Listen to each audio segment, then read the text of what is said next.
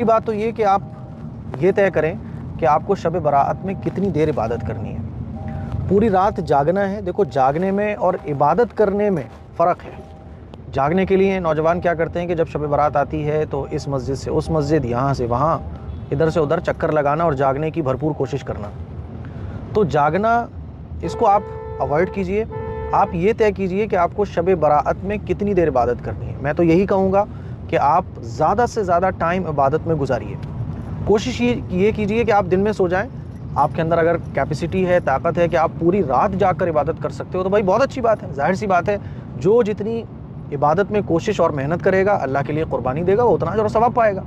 تو پہلے تو یہ سیٹ کریں آپ۔ یہ نہیں ہونا چاہیے کہ بعض دفعہ کیا ہوتا ہے کہ ہم جاگنے کی پوری کوشش کرتے ہیں اور 3-4 بجے تک ہم خوب جاگتے ہیں، لیکن جب نیند آتی ہے تو تہجد کا وقت، جو بہت پیارا اور خوبصورت وقت ہوتا ہے، جو بہت قیمتی ٹائم ہوتا ہے عام دنوں میں بھی، تو آپ اندازہ کیجئے کہ شب برات میں یہ ٹائم کتنا قیمتی ہوگا۔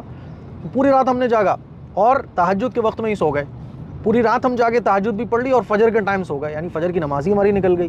تو نفل عبادت کے چکر میں، جاگنے کے چکر میں فجر کی نماز ہی ہماری قضا ہو جائے تو پھر کیا فائدہ۔ کسی حدیث سے ہی پتہ چلتا ہے، حضور علیہ الصلوۃ والسلام کا ارشاد ہے کہ جو شخص عشاء کی نماز اور فجر کی نماز جماعت کے ساتھ پڑھ لیتا ہے تو اس کو پوری رات جاگنے کا ثواب، پوری رات عبادت کرنے کا ثواب ملتا ہے۔ تو پہلا کام یہ کہ آپ سیٹ کیجئے کہ آپ کتنا رات میں عبادت کر سکتے ہیں۔ تو آپ کو لگ رہا ہے کہ یار مجھے 3-4 گھنٹے سونا ہے، تو پہلا کام یہ کہ آپ سیٹ کیجئے کہ آپ کتنا رات میں عبادت کر سکتے ہیں۔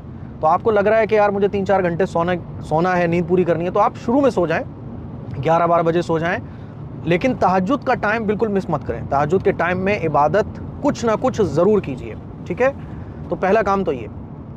دوسرا، نفل نماز پڑھیں یا کیا کریں، تو ایک نماز بھی بتائی جاتی ہے کہ شب برات میں یہ نماز پڑھیں، تو ایسی کوئی خاص نماز شب برات کی نہیں ہے، باقی آپ نفل نمازیں پڑھ سکتے ہیں۔ نفل نمازیں پڑھنے کا طریقہ بہت آسان ہے، 2-2 رکعت کر کے آپ 2 رکعت پڑھیں، 2 رکعت پڑھیں، ایسے آپ جتنی چاہیں نفل نمازیں پڑھ سکتے ہیں۔ آپ کو مان لیجیے 3 گھنٹے عبادت کرنی ہے، تو 3 گھنٹے میں تھوڑی نماز پڑھیے، تھوڑا قرآن مجید کے لیے وقت نکالیے، قرآن مجید کی تلاوت کیجیے، تھوڑا ٹائم دعا کے لیے، اور دعا کے لیے بیسٹ ٹائم ہے تہجد کا۔ تہجد کی نماز پڑھیں اور دعائیں خوب مانگیں۔ تو دعاؤں کے لیے کچھ ٹائم رکھیے آپ، 15 منٹ، آدھا گھنٹہ، اپنی سہولت کے اعتبار سے خوب دعائیں مانگیے، کیونکہ حدیث میں آتا ہے کہ دعا کے قبول ہونے کی یہ رات ہے۔ شب برات کا مطلب کیا ہے؟ بری ہونے کی رات، مغفرت کی رات۔ حدیث میں آتا ہے کہ اس رات میں اللہ تعالیٰ آسمانی دنیا پر آ کر خاص اعلان لگواتا ہے، جیسے آفرز نکلتے ہیں نا کمپنی کی طرف سے، بالکل ایسے ہی۔